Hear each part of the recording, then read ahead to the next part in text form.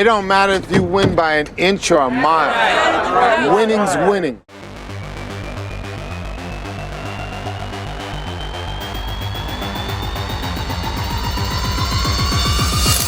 Vin Diesel est un acteur talentueux, le chouchou de ces dames et l'une des personnalités les plus brillantes d'Hollywood. Ce type bourré de testostérone et son corps surgonflé et ses rôles toujours en force et pas terrible. C'est comme ça que nous sommes habitués à le voir sur tous les écrans.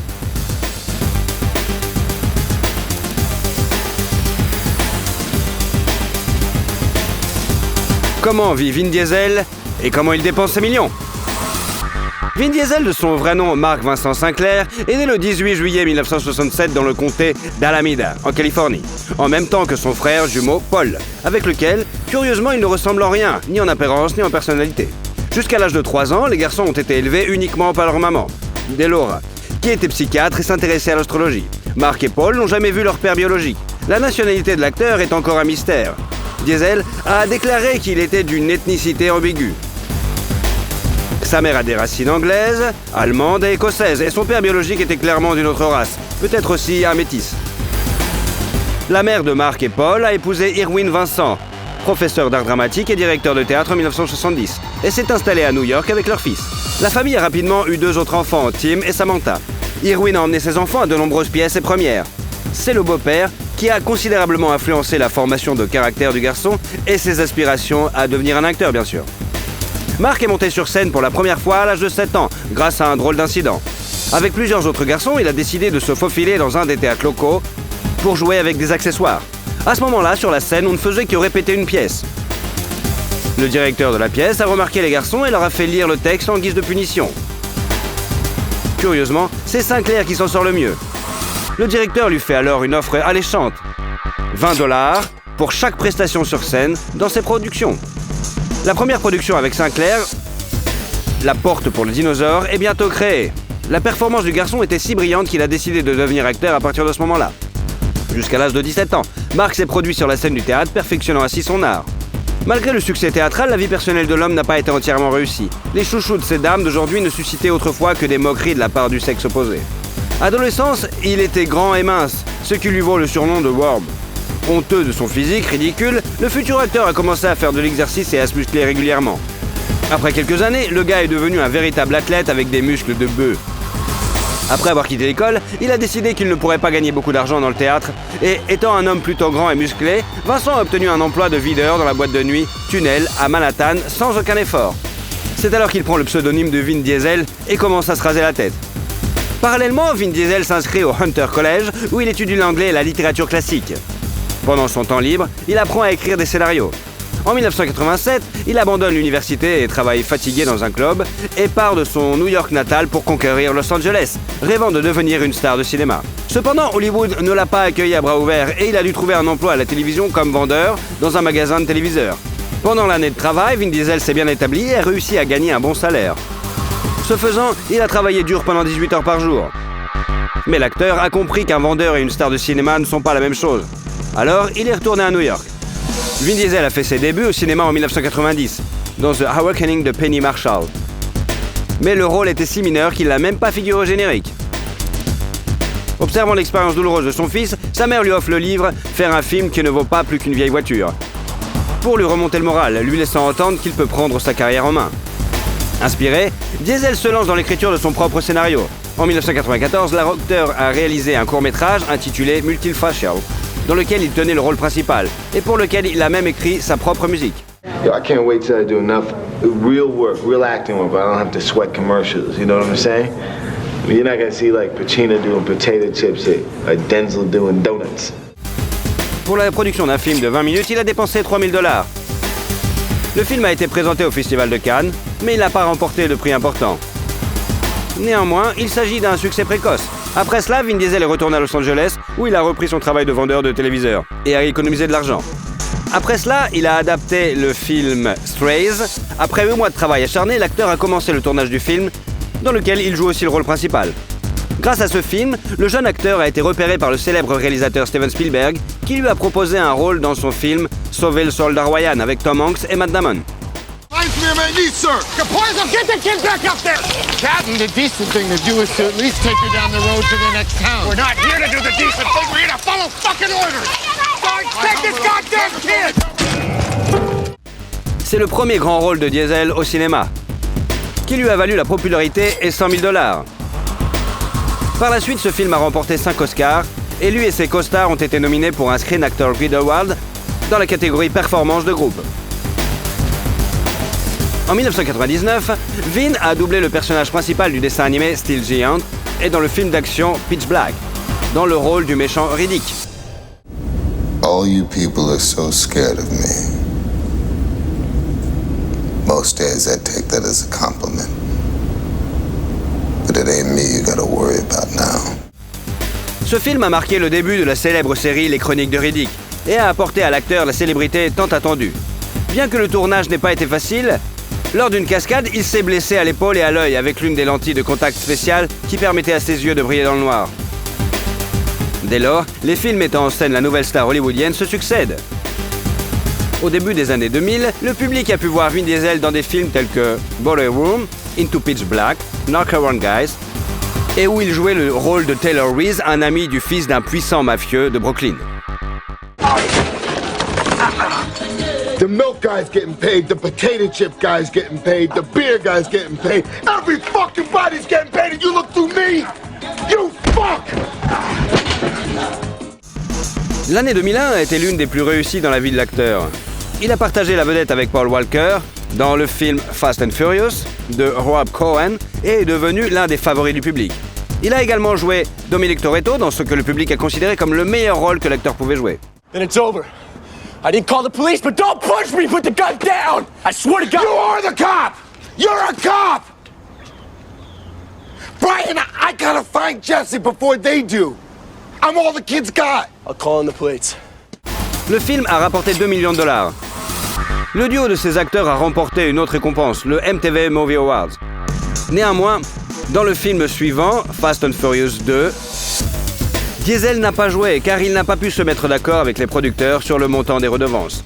L'acteur demandait plus de $20 millions pour le film. Pendant le tournage du film Fast and Furious, Vin a entamé une liaison avec l'actrice Michelle Rodriguez, qui jouait sa maîtresse. Après quelques mois de relation, le couple s'est séparé. La rumeur veut que Michelle soit à l'origine de la rupture, estimant qu'elle et Vin étaient trop différents. Cependant, les anciens amants sont restés bons amis. L'année suivante, les téléspectateurs ont pu voir le thriller d'aventure Triple X avec Vin Diesel, dans lequel il a réalisé la plupart des cascades lui-même, sans l'intervention de cascadeurs. Sit down, Mr. Cage. You know what? My friends call me X. So, X, what exactly are you wanting? Ferraris, high-end pasta rockets. De l'aveu même de l'acteur, il n'avait jamais fait de moto auparavant. Pendant les 3 mois de préparation du tournage, il a été entraîné par des motards spécialement invités qui comptent parmi les meilleurs du monde en motocross. D'ailleurs, tous les tatouages du personnel de Vin Diesel dans les films étaient faux. Pour ce travail, l'acteur a reçu une nomination aux MTV Movie Awards dans la catégorie Meilleur acteur et a gagné $10 millions. Grâce à ce film, Vin Diesel a rencontré le mannequin tchèque Pavla Arboka, qui a joué un rôle secondaire dans le film d'action. Mais cette relation n'a pas duré aussi longtemps que les précédentes. En 2003 est sorti le film d'action A Man Apart, dans lequel Diesel a joué un rôle majeur, ainsi qu'un rôle de producteur exécutif. Did you kill my wife? Answer me, motherfucker. Answer the fucking question! Le film lui a rapporté $2,5 millions. Le film suivant dans lequel l'acteur a joué était un film de la série Les Chroniques de Riddick. Remember that favorite game of yours? Who's the better killer? Let's play. La rémunération de Vin Diesel était de $11,5 millions, mais c'est plutôt un bid total et l'acteur pour ce travail en 2005 a obtenu une nomination pour l'anti-prix Golden Raspberry pour le pire rôle masculin. Un film d'animation et un jeu vidéo ont rapidement été basés sur le film et Diesel y a interprété son propre personnage. Parallèlement, Vin Diesel a également joué dans le film d'action et de comédie familiale The Pacifier. Kids, it's safe. Who was that? What did they want? What happened? Please don't leave us, Shane. What do they want? They were after the program that your father invented. Sur le plateau, il a dû coopérer avec 5 enfants acteurs en même temps. Et il s'en est tiré à merveille. D'ailleurs, Vin aimait tellement jouer avec son partenaire de 9 ans qu'il était prêt à travailler sur le plateau même le week-end. Le rôle comique de Diesel est venu au goût des spectateurs qui sont habitués à ne le voir que dans des films d'action. Et l'acteur a joué dans le film Find Me Guilty en 2006. You don't rat out the people that love you. Love you? He's your cousin. He puts 4 fucking bullets in you and he loves you? Yeah, he loves me. I love him. He's family. He's just a junkie. He doesn't know what he's doing. Live and let live. Speaking of which, how many times I gotta tell you? Pour incarner Jackie DiLorchio, Diesel a pris près de 15 kilos et a passé 2 heures par jour sur la chaise de maquillage. Bientôt, le 3e volet de Fast and Furious. Et le 3e, Tokyo Drift, est sorti, mais contrairement aux attentes des fans, le personnage de Vin Diesel n'apparaît dans le film que dans l'épisode de toute la fin. En 2007, l'acteur de 40 ans a rencontré Paloma Jiménez, un mannequin mexicain de 23 ans. Le couple est marié civilement et n'a pas encore officialisé sa relation. Dans l'une de ses interviews, l'acteur a déclaré que cette signature n'était qu'une formalité. 1 an déjà après leur rencontre, le couple a eu une fille, Kanya Riley. Il est amusant de constater que la marraine de la fille était l'ex-petite amie de Vin, Michelle Rodriguez.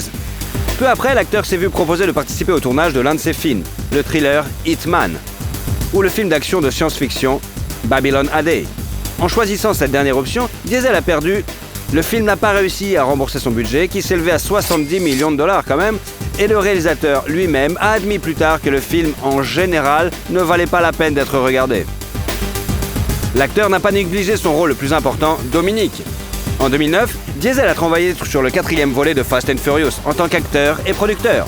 When I see flashing lights in my mirror, I don't stop.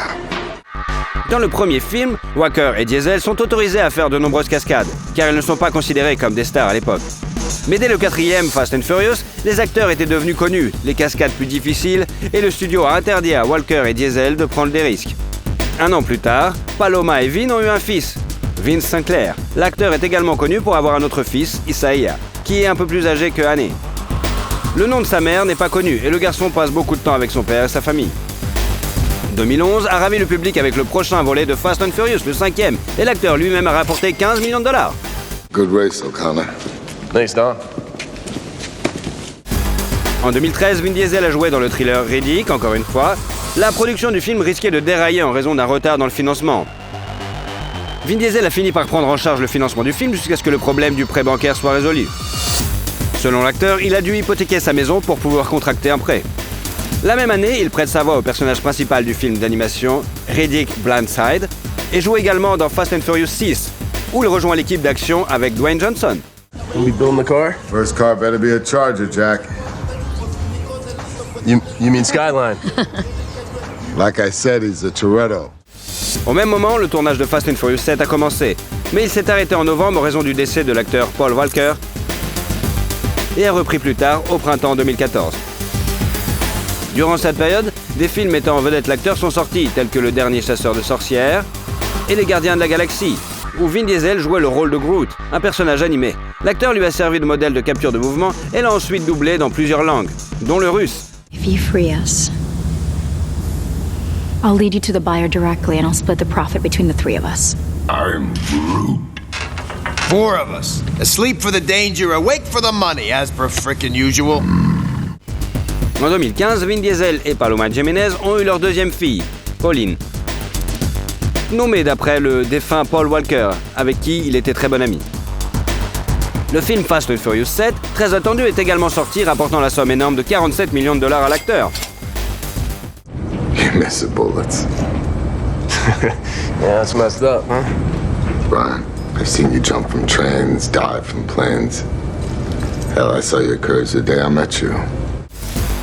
Sur le plateau du projet 3X, World Domination en 2016, Vin Diesel a rencontré sa partenaire dans le film, Nina Dobrev. La séance de photos provocantes des célébrités a conduit les fans à croire qu'ils avaient une liaison. Plus tard, il a été révélé que les acteurs s'entendaient bien entre eux. En plus de ce film, d'autres films tels que Billy Lynn's Long Life Walk, à la mi-temps d'un match de football, et Guardian of the Galaxy, partie 2. En 2016, Diesel a gagné 35 millions de dollars et est devenu le 7e acteur le mieux payé de l'année. Le 8e volet de Fast and Furious, sorti sur les écrans en 2017, est resté dans les mémoires pour le conflit qui a éclaté une semaine avant la fin du tournage entre Dwayne Johnson et Vin Diesel. Car ce dernier, en tant que producteur, a annulé à la dernière minute certaines des scènes prévues par Johnson. Your cousin. Sorry about your car.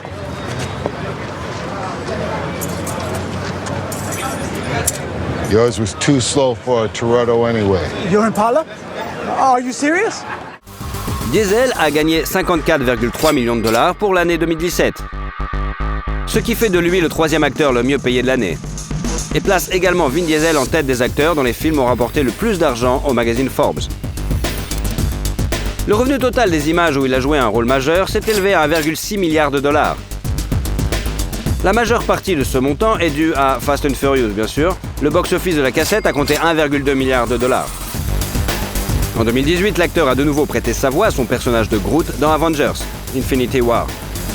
Et Avengers tout court. Et le dernier film, il a fait aussi un film d'animation, Ralph 2.0. En 2020, le film d'action de science-fiction Bloodshot est sorti et suivi un an plus tard par Fast and Furious 9, et où John Cena a rejoint le casting. L'année 2022, au mois de décembre, a vu la première de Avatar 2, où notre acteur a réintroduit son personnage. Cette année sortira le troisième volet des Gardiens de la Galaxie, qui a donné à Vin Diesel l'un des rôles principaux. Dans le futur, nous attendons le 10e partie du film Fast and Furious, bien sûr, et le film d'action de science-fiction Fury. D'ailleurs, il est promis que le 10e Fast and Furious terminera cette saga de films d'action. Sa carrière cinématographique réussie a fait de l'acteur l'un des mieux payés d'Hollywood. La valeur nette de Vin Diesel s'élève désormais à 225 millions de dollars. Entre juin 2019 et juin 2020, Vin a gagné 55 millions de dollars, dont environ 20 millions de dollars sur les fonds propres du film Fast and Furious 9. La popularité croissante de l'acteur au cinéma lui a ouvert la possibilité de gagner une somme d'argent impressionnante dans la publicité également. Il reçoit un cachet de 3 millions de dollars pour une publicité de 30 secondes. Par exemple, la marque américaine Dodge a invité notre acteur célèbre à jouer le rôle du chauffeur de la voiture musclée de la marque pour le tournage d'une publicité. Une telle collaboration n'est pas surprenante puisque Vin Diesel a participé à Fast and Furious dont la partenaire était une Dodge, bien sûr. L'acteur a également fait la publicité du scooter Yada G5. Après la diffusion de cette publicité, la société chinoise Yada a vu ses ventes augmenter de 90%. Au début de sa carrière, de telles activités, bien que pour un cachet plus modeste bien sûr, lui rapportaient une grande partie de ses revenus. Par exemple, en 1994, Vin Diesel jouait dans des publicités pour des jouets. En outre, en 2002, il crée une société, Tygon Studio, et commence à produire son propre jet, Wheelman, dont le personnage principal parle avec sa voix, bien sûr. Personne ne doute que Vin Diesel sait non seulement comment gagner de l'argent, mais aussi comment le dépenser. Cela peut sembler anodin, mais l'acteur adore les voitures. Il a dépensé une partie de sa gigantesque fortune dans plusieurs voitures impressionnantes, que n'importe qui voudrait vraiment s'approprier. Sa collection comprend une Dodge Charger Daytona 1969, une Dodge Charger RT 1970, une Chevrolet Corvette Stingray Grand Sport 1963, une Chevrolet Chevelle 1970, une Dodge Charger Tantrum 1970, une Dodge Charger SRT 8 2011, une Lycan Hypersport. Il est intéressant de noter que l'acteur possède également sa propre caravane, qu'il utilise lors des tournages. L'acteur se sent chez lui dans son énorme van à 2 étages de 100 mètres carrés. Le coût de ce luxe est bien sûr de 1,1 million de dollars quand même. Il est connu que Vin Diesel possède un manoir à Los Angeles, acheté en 2001. Bien que le manoir ne diffère pas en taille et n'ait qu'une superficie totale de 140 mètres carrés, il est situé dans le prestigieux Hollywood Hills. À l'intérieur, malgré sa taille modeste, la maison est très accueillante, sans espace vide, et tout est très compact, confortable et fonctionnel. La décoration intérieure varie également d'une pièce à l'autre. L'une a des murs lisses, peints, et l'autre de la maçonnerie, ou encore même une cheminée. Le revêtement du sol est le même. Il y a du bois naturel et du carrelage. La palette de couleurs varie également, des couleurs pâles et claires, au ton vif et sombre, mais tout ici semble très organique et complet. À ce jour, l'acteur a mis la maison sur le marché et prévoit de la vendre pour 1,4 million de dollars. En 2014, il a acheté un manoir à Atlanta, en Géorgie, pour une somme de 3,3 millions de dollars, avec près de 3500 mètres carrés. Il comprend 7 chambres, 9 salles de bain, une cuisine, un salon précieux, un bureau, une salle de cinéma, une salle de sport, une terrasse sur le toit et une maison d'amis entièrement équipée, bien sûr. Le manoir est idéal pour accueillir des amis, ainsi que, bien sûr, faire des fêtes. En outre, l'acteur possède un autre manoir à Los Angeles d'une valeur de 5,3 millions de dollars. Vin Diesel est un grand fan de la République dominicaine. On dit que la star possède une villa dans le quartier huppé de Casa de Campo. C'est ici que l'acteur essaie de voler à la moindre occasion. La star hollywoodienne envisage également d'investir dans la construction d'un studio de cinéma en République dominicaine. Vin Diesel adore s'envoler vers le pays de l'été éternel pour ses vacances. L'artiste aime notamment le surf et ne manque pas non plus l'occasion de visiter les restaurants dominicains. C'est également le pays où étaient tournés plusieurs épisodes du célèbre film Fast and Furious. Et d'ailleurs, quel est votre film préféré de la star hollywoodienne? Peter Dinklage. Comment vit Tyrion de Game of Thrones et combien gagne-t-il? Peter Hayden Dinklage est né le 11 juin 1969 à Morristown, dans le New Jersey, dans une famille ordinaire. Sa mère, Diane, travaillait comme professeur de musique dans une école primaire et son père, John Carl, comme agent d'assurance. Mais il était au chômage pendant de longs mois. Notre héros avait du sang allemand, irlandais et anglais dans les veines. Au moment de la naissance du Peter, la famille élevait déjà un fils, Jonathan. Dans sa petite enfance, le futur acteur a été diagnostiqué avec une mutation génétique rare, l'achondroplasie. Cette pathologie est un type de nanisme dans lequel la croissance des membres est ralentie. Alors que la tête et le torse se développent normalement, fait remarquable, seul Peter est atteint de cette maladie, le reste de sa famille étant en parfaite santé. À l'âge de 5 ans, le garçon a subi une opération pour redresser ses jambes. Mais les médecins n'ont pas pu en faire plus. À l'adolescence, Dinklage mesurait 135 cm et pesait 35 kg. Il fréquentait une école privée catholique pour garçons, Del Barton. En raison de son apparence, il était souvent humilié par ses camarades, si bien qu'il était coléreux et peu sociable. Dans une interview, Dinklage a admis qu'il était capable de faire face à la pression à la société grâce à sa famille, qui lui a appris à s'accepter. En grandissant, le garçon a commencé à faire de l'humour avec sa particularité, ce qui a renforcé sa confiance en lui. En 5e année, Peter a joué le rôle principal dans la production scolaire du Lapin de velours et a reçu une telle tempête d'applaudissements qu'il a décidé de devenir acteur à l'avenir. Après cela, il a participé à de nombreuses productions jusqu'à l'obtention de son diplôme. Pendant son temps libre, Dinklage a développé son talent en organisant avec son frère aîné des spectacles de marionnettes pour les voisins. D'ailleurs, Jonathan avait aussi de bons talents d'acteur. Mais l'amour de la musique l'a emporté, et il est devenu violoniste professionnel. Il est intéressant de noter que le manager de Bruce Springsteen vivait à côté des Dinklage. Le célèbre musicien est répété souvent, et selon la famille de Peter, c'était brillant et il n'est pas du tout ça. En 1987, notre héros obtient son diplôme de fin d'études secondaires, après quoi il s'inscrit au Bennington Theatre College dans le Vermont, où il choisit de se spécialiser dans l'écriture de pièces de théâtre. Là, il s'est révélé être un étudiant talentueux et travailleur, ainsi qu'un excellent camarade. Peter passait son temps libre comme n'importe quel autre étudiant normal dans des sociétés bruyantes avec de la boisson et de la musique. Il a même joué dans son propre groupe punk, Wheezy, où il jouait de la trompette et était l'un des chanteurs principaux. En souvenir de sa jeunesse insouciante, Dinklage a une cicatrice visible le long de son visage, qu'il a reçue lors d'un concert en sautant sur scène.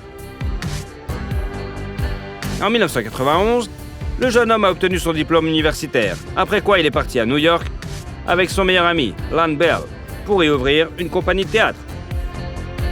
Les garçons ont peu d'argent. Ils louent donc un appartement bon marché à Brooklyn, sans chauffage et avec une horde de rats. Pendant longtemps, Peter n'a pas pu trouver de travail. Les corps de théâtre ne le prenaient pas. Et au cinéma, on ne lui proposait de jouer que des lutins ou des gnomes, dont il refusait les rôles par principe, car il ridiculisait surtout les nains. Après de nombreuses auditions infructueuses, Dinklage a pris un emploi dans une société de traitement de données. Mais l'argent qu'il gagnait suffisait à peine à payer le loyer. Peter a admis qu'à l'époque, il ne pouvait souvent se permettre qu'un paquet de chips par jour. Les deux jeunes gens ont fini par être expulsés pour non-paiement du loyer. Après quoi, notre protagoniste a été contraint d'errer parmi ses connaissances à la recherche d'un endroit où loger. Bientôt, la chance sourit à Dinklage et il obtient un rôle dans un film indépendant. En 1995, l'acteur en herbe a fait ses débuts à l'écran dans la comédie dramatique Living in Oblivion, où son partenaire sur le plateau était Steve Buscemi, qui est devenu son meilleur ami. Do you know anyone who's had a dream with a dwarf in it? No! I don't even have dreams with dwarves in them. The only place I've seen dwarves in dreams is in stupid movies like this. Dans le film, Peter a essentiellement joué son propre rôle, celui d'un acteur qui, en raison de son nanisme, ne se voit offrir que des rôles stéréotypés. Cependant, bien que le jeu de Peter Dinklage ait été très bien accueilli par la critique, il n'a pas pu trouver d'agent. En 1996, Peter joue dans le film d'action Bullet de Mickey Rourke, mais n'est même pas inscrit au générique. Les années suivantes, il n'obtient que des rôles mineurs dans des films à petit budget, dont les plus notables sont Safe Man, Nature Animal, Just a Kiss, 13 Months et la série télévisée Third Watch. En 2003, Dinklage est apparu dans le drame The Station Agent, où il a obtenu le rôle d'un nain reclus et voué aux moqueries des autres. Really angry? About what? Being a dwarf. Ce rôle a constitué une véritable percée dans sa carrière et lui a valu de nombreuses nominations pour des prix cinématographiques, dont le Screen Actors Guild Award du meilleur acteur. La même année, il apparaît dans le film fantastique familial Elf et dans le drame Tiptoes, avec Gary Oldman, Matthew McConaughey et Kate Beckinsale comme partenaires de tournage. Peter a également joué au New York Public Theatre le rôle de Richard III dans la pièce éponyme de Shakespeare, ce qui était un rêve de longue date pour lui. Par la suite, Dinklage est apparu dans de nombreuses autres pièces. Il est intéressant de noter que c'est son amour pour le théâtre qui a joué un rôle important dans la vie privée de l'acteur. À la fin des années 90, il a rencontré la directrice de théâtre Erika Schmidt, et sur la base d'un intérêt mutuel pour les arts dramatiques entre jeunes gens, une forte amitié s'est nouée qui s'est transformée en amour au fil des ans. En 2004, Peter a demandé à sa bien-aimée en mariage. Et un an plus tard, le couple a célébré un mariage, mais en toute modestie. En 2005, Dinklage a joué dans la série télévisée Life as We Know It et Entourage, le mélodrame Baxter, la comédie Surviving Hayden et le drame La Scie, où il incarnait un artiste de cirque itinérant. Sa filmographie s'est ensuite étoffée avec les séries The Ashworld et Nip Tuck, la fantaisie romantique Penelope et le drame Feel Me Guilty avec Vin Diesel. Bien que le film ait échoué au box-office, la performance de Peter lui a valu de nombreuses critiques élogieuses. En 2007, Dinklage a joué le rôle d'un savant fou dans la fantaisie familiale Underdog et a également joué dans la comédie britannique Death a Funeral, dans le rôle de Peter qui apparaît à la cérémonie funéraire et prétend avoir été l'amant du défunt, exigeant de l'argent de ses proches pour le faire taire. How do you think that makes me feel?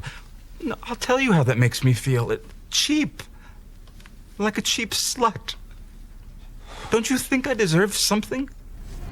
Le film est devenu si populaire que 3 ans plus tard, un remake américain a été réalisé dans lequel notre héros jouait à nouveau le même personnage, mais avec un casting différent. En 2008, l'acteur est apparu dans Les Chroniques de Narnia, Prince Caspian, où il jouait le nain Thwopkin. Après la sortie du film, les critiques ont été unanimement déclarées que Dinklage n'avait pas réussi à éliminer l'image stéréotypée et lui-même a considéré sa participation à ce projet comme une grande déception. Ensuite, la filmographie de Peter a ajouté des œuvres telles que le sitcom 30 Rock, le drame St. John of Las Vegas, le mélodrame I Love You Too, The Last Ride of Ransom Pride et la tragédie Peter Small's Dead, où l'homme est également agi en tant que producteur exécutif. En 2011, Dinklage est apparu dans la tragicomédie romantique A Little Bit of Heaven, ainsi que dans la série acclamée Game of Thrones, basée sur la série de romans A Song of Ice and Flame de George Martin. What you see is a dwarf. If I had been born a peasant, they might have left me out in the woods to die. Alas, I was born a Lannister of Casterly Rock. Things are expected of me. Fait remarquable, notre héros a été le premier acteur confirmé qui n'a même pas participé au casting. Dans la série, Peter incarne Tyrion Lannister, surnommé le Lutin, qui mène une vie dissolue, on va dire. Après la première de la première saison, Dinklage est apparu sous la couverture de Rolling Stones. Le magazine Playboy l'a qualifié de beau sexy et la publication JQ lui a décerné le titre d'étalon de l'année. L'acteur lui-même est sceptique quant à ces titres car il ne croit pas qu'en réalité les femmes s'intéressent vraiment aux nains. Par la suite, il a eu 7 autres saisons de Game of Thrones, dans chacune desquelles Peter a continué à jouer jusqu'en 2019. Dans une interview, il a admis que lorsqu'il mettait la main sur un script, il commençait à le lire depuis la fin pour s'assurer que son personnage serait à la hauteur de la dernière série. Ce faisant, la popularité de son personnage n'a fait qu'augmenter au fil des saisons.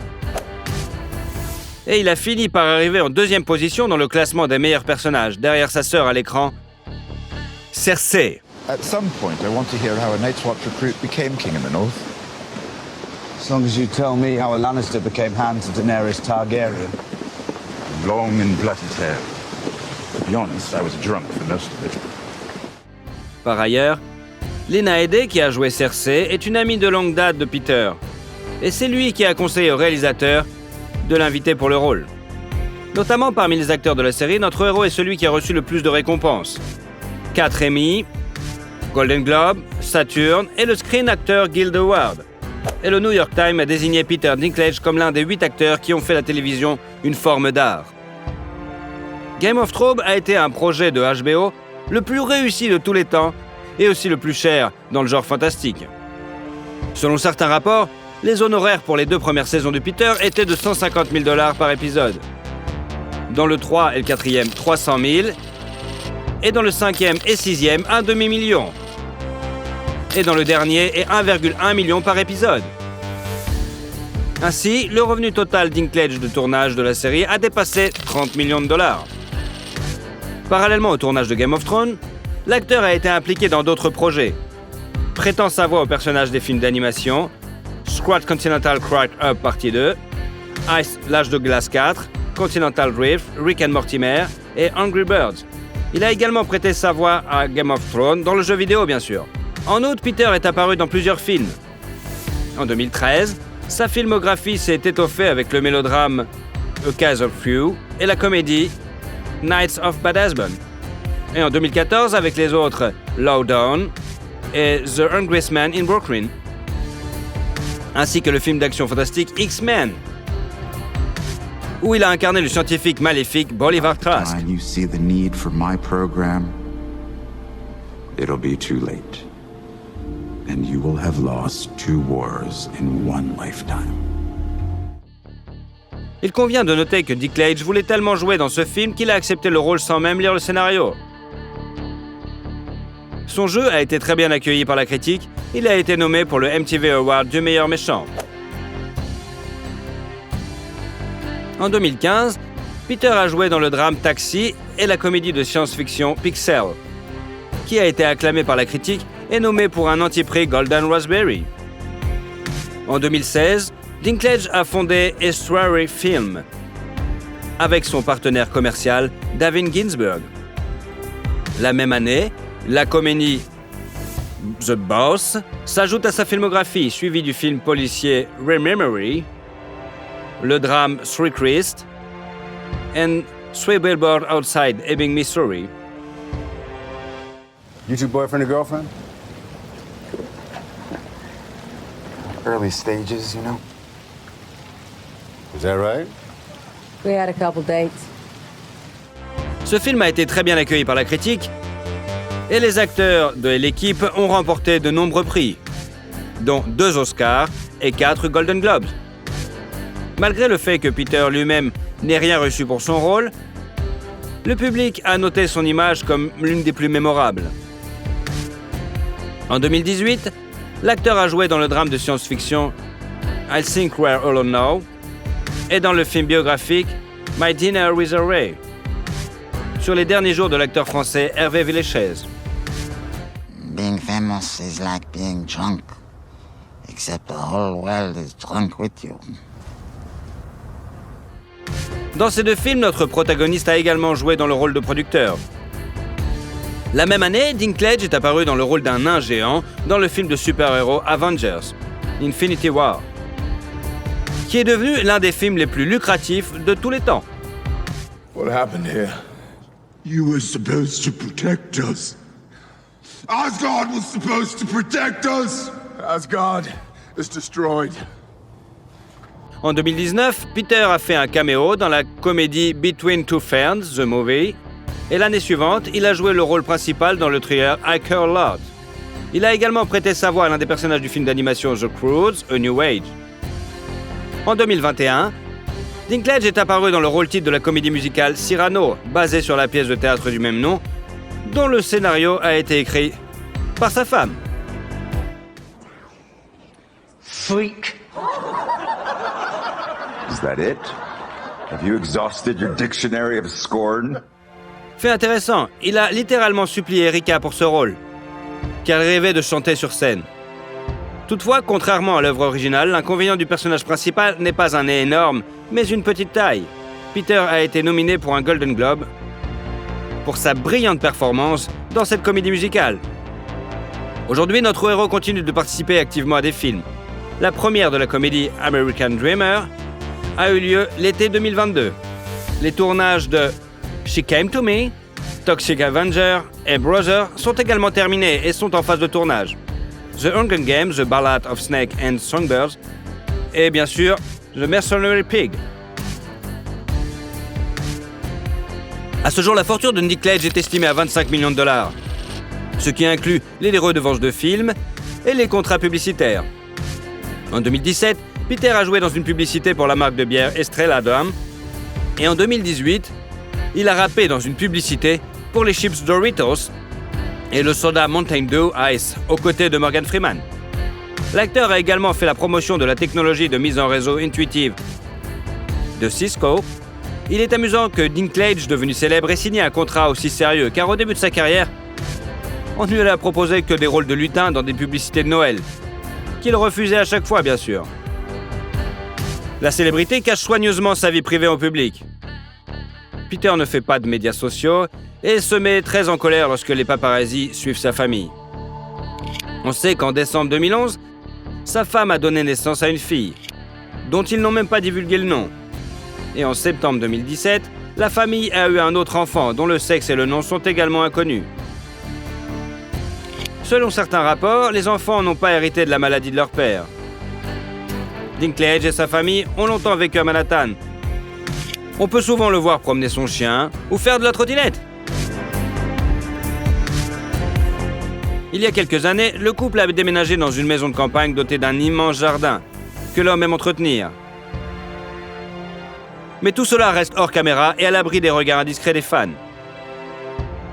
L'acteur possède une Chrysler 300 qui a été spécialement conçue pour sa taille. Il coud également ses propres vêtements sur commande ou les achète dans des magasins pour enfants, ce qui est compréhensible. Depuis l'âge de 16 ans, Dinklage est végétarien. Lorsqu'il a dû manger de la viande sur le plateau de Game of Thrones, ils ont utilisé du tofu et tout simplement de faux produits au lieu de la vraie viande. Peter est également membre de plusieurs organisations de défense des droits des animaux. Il a déjà fait la voix de la vidéo Face Your Food au nom de PETA qui encourage la consommation de nourriture végétalienne pour des raisons éthiques. On a demandé à plusieurs reprises à l'acteur si, en tant que célébrité, il voulait représenter les intérêts des nains. Il a répondu que, même aujourd'hui, il n'arrive pas toujours à accepter sa particularité et qu'il serait donc hypocrite d'aider les gens à faire face à ce qu'il ne peut pas encore gérer lui-même. Cependant, il a utilisé sa popularité pour attirer l'attention sur un incident. En 2012, dans son discours lors de la cérémonie des Golden Globes, il a mentionné l'acteur nain Martin Anderson, qui a été jeté dans un bar néo-zélandais par un rugbyman ivre. À la suite de cette chute, Anderson a subi une blessure à la colonne vertébrale et a fini par mourir de ses blessures en 2016. Notre héros est devenu internationalement célèbre après la sortie de Game of Thrones, mais sa filmographie est pleine d'autres œuvres notables. Et vous, quel est votre film préféré de Peter Dinklage ? Si vous aimez la vidéo, vous pourrez nous suivre et ne louperez jamais aucune vidéo. Alors, allez-y.